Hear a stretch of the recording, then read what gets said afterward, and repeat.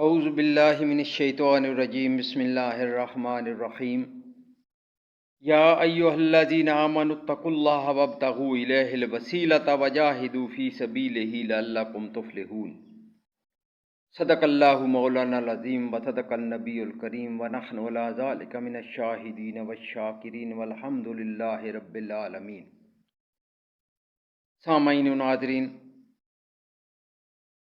سورۃ مائدہ کی آیت نمبر 35 میں نے آپ کے سامنے تلاوت فرمائی۔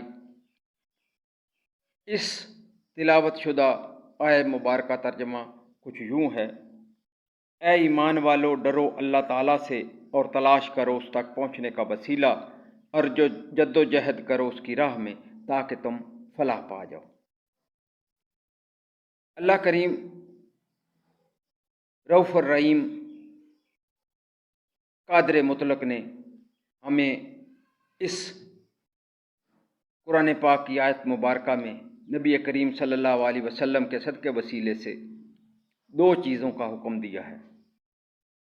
پہلی چیز اللہ سے ڈرنے کے بعد اس کا تک پہنچنے کا وسیلہ، اور دوسری جہاد یا جد و جہد۔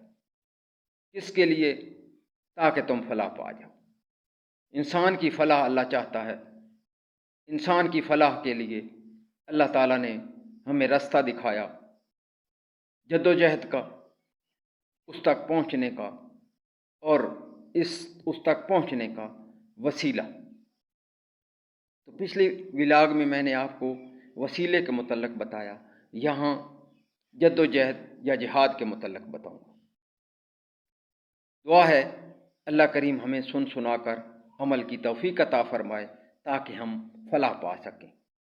میری آپ تمام حضرات سے التماس ہے کہ یہ جو کچھ میں عرض کر رہا ہوں اپنی طرف سے نہیں کر رہا ہوں، یہ میرے سامنے پیر کرم شاہ صاحب بھیرا شریف کی لکھی ہوئی تفسیر ضیاء القرآن ہے۔ میں اسی کو سامنے رکھ کر آپ سے ہو بہو وہی عرض کرنے کی کوشش کروں گا۔ جو اپنی طرف سے کروں گا وہ میں بتا بھی دوں گا۔ مقصد آپ اور میری اور تمام لوگوں کی فلاح ہے تاکہ ہم کچھ نہ کچھ حاصل کر سکیں اور سیدھے راستے پر چل کر اپنی عاقبت سنوار سکیں۔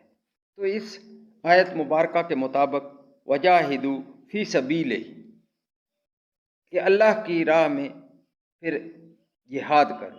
جہاد یہاں دو طرح کا ہوتا ہے، جہاد اصغر اور جہاد اکبر۔ جہاد اصغر قتال ہے، کفار کے ساتھ جہاد کرنا ہے، اور جہاد اکبر نفس امارہ کے ساتھ جہاد ہے،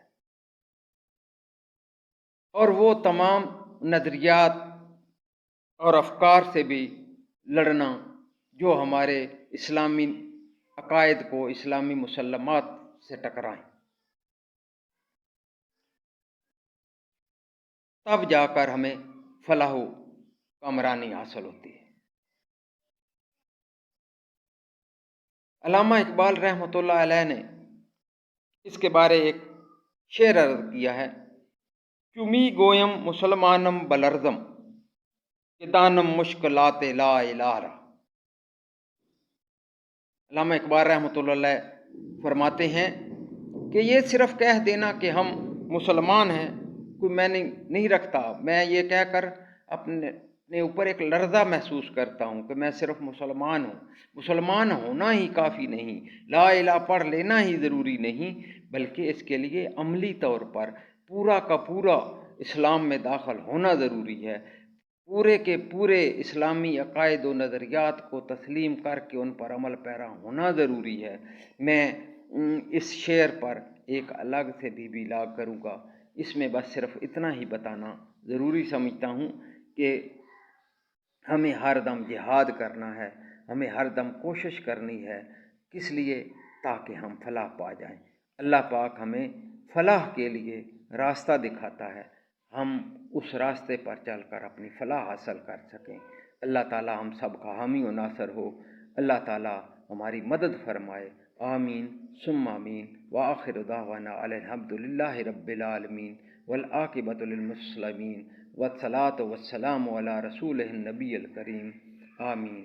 بارک وسلم وصلی علیہ۔